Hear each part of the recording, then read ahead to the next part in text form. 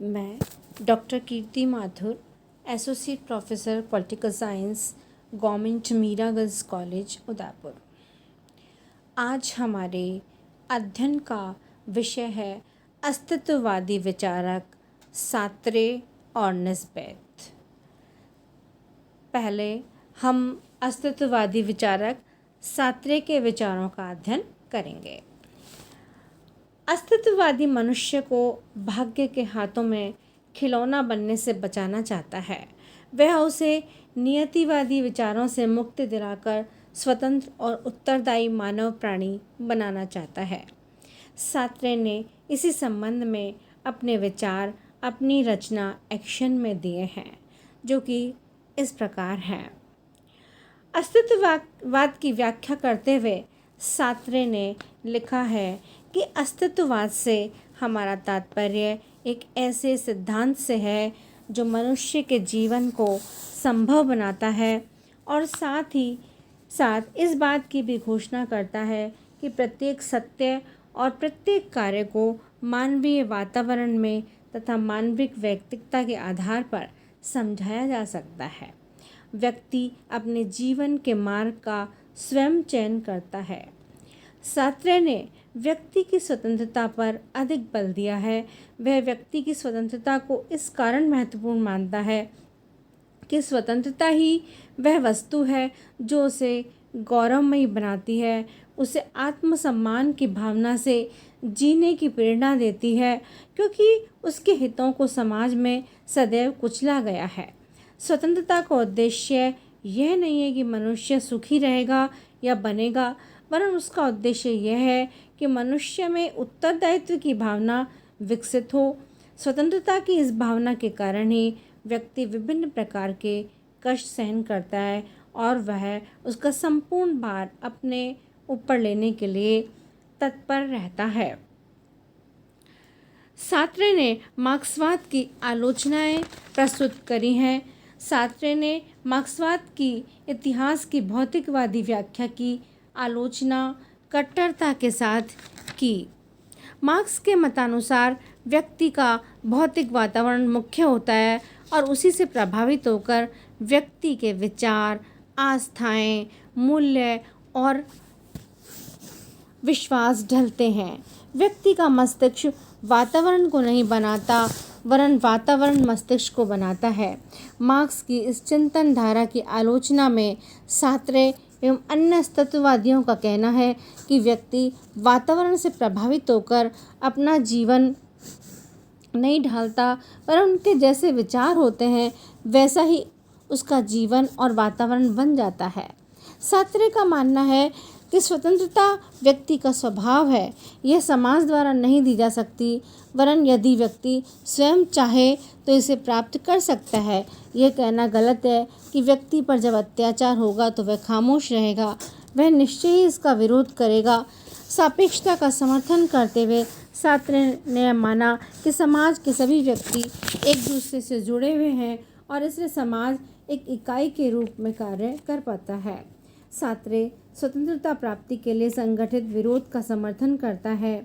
वह अपने जीवन के अधिकांश समय में साम्यवादी दल का सक्रिय सदस्य रहा। वह किरकेगार्ड की भांति हीगल की आलोचना करता है और व्यक्ति के अस्तित्व एवं व्यक्तित्व को महत्व देते हुए उसे किसी विशेष विचारधारा से जकड़ना नहीं चाहता। मार्क्स के प्रति सात्रे की मुख्य आपत्ति यह है कि उसने मानव व्यक्तित्व को भुला दिया।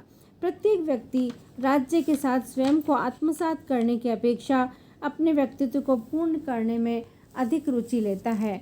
मार्क्सवादी विचारधारा अधिक गलत नहीं है, मुख्य समस्या यह है कि इसका विकास रुक गया है।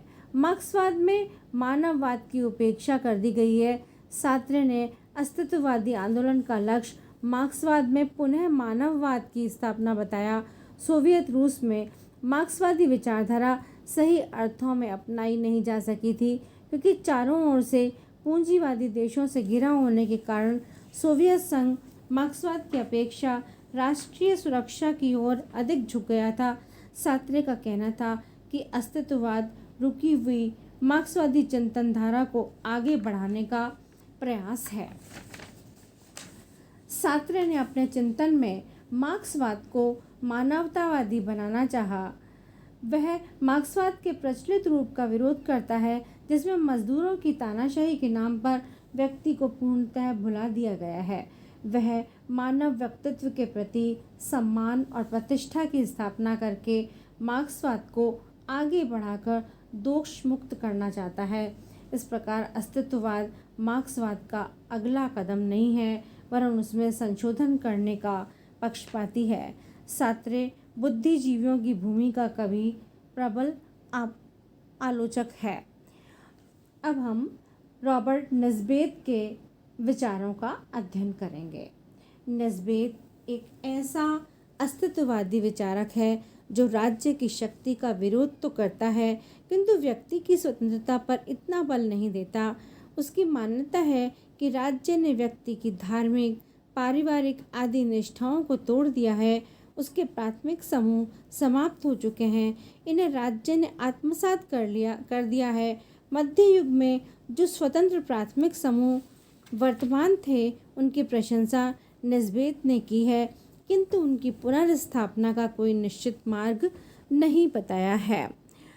निस्बेत ने अपने जीवन में अनेक महत्वपूर्ण रचनाएं लिखी हैं, जैसे community and power 1962, quest for community a study in the ethics of order and freedom 1953, the sociological tradition 1968, social change and history aspects of the western theory of development 1969।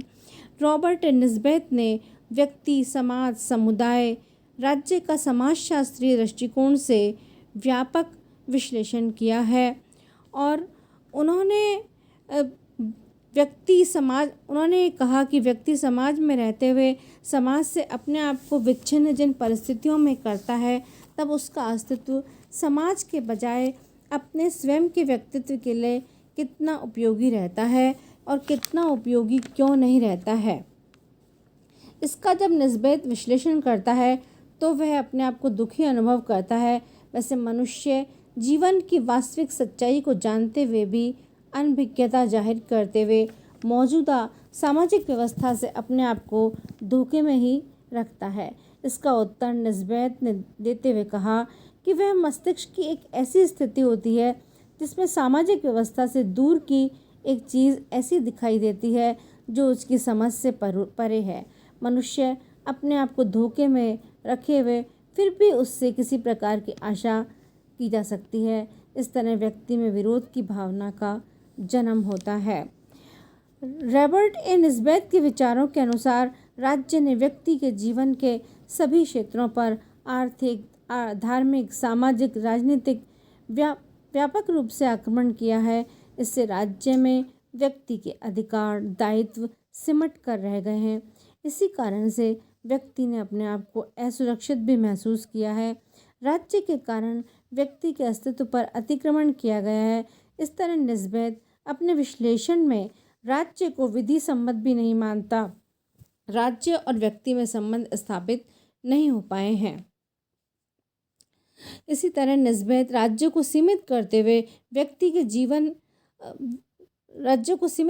के जीवन में दखल और हस्तक्षेप नहीं चाहते हैं। वह राज्य को संघों, समुदायों, संगठनों में व्यक्तियों के बीच राज्य का स्वरूप रखना चाहते हैं। निस्बेत ने पूंजीवाद को एक सामाजिक आतंक उत्पन्न करने की भी संज्ञा दी, क्योंकि उनका ये मूल कारण बताया निस्बेत ने कि पूंजीवाद के कारण नैतिकता का पतन होता चला गया। वैसे भी निस्बेत पूंजीवाद को चिंताजनक पहलू मानते हैं। रॉबर्ट निस्बेत व्यक्ति को आत्मनिर्भर, स्वावलंबी, सुरक्षित एवं उस अवस्था में मानता है जब व्यक्ति के पास अपना रोजगार, अपने साधन, अपना उत्पादन हो। ऐसी अवस्था में छोटे छोटे समूहों में व्यक्ति का व्यक्तित्व और अस्तित्व कायम रहता है। व्यक्ति जब स्वयं अपने हाथों से किसी वस्तु का उत्पादन करता है तो उसके व्यक्तित्व की छाप उस वस्तु पर अवश्य होती है।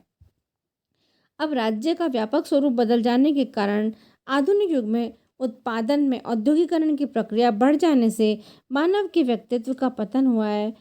इस तरह से आधुनिकीकरण की प्रक्रिया बढ़ जाने से परंपरागत व्यक्ति के जीवन का अंत हो गया और इससे भी अस्तित्व पर चोट पहुंची है।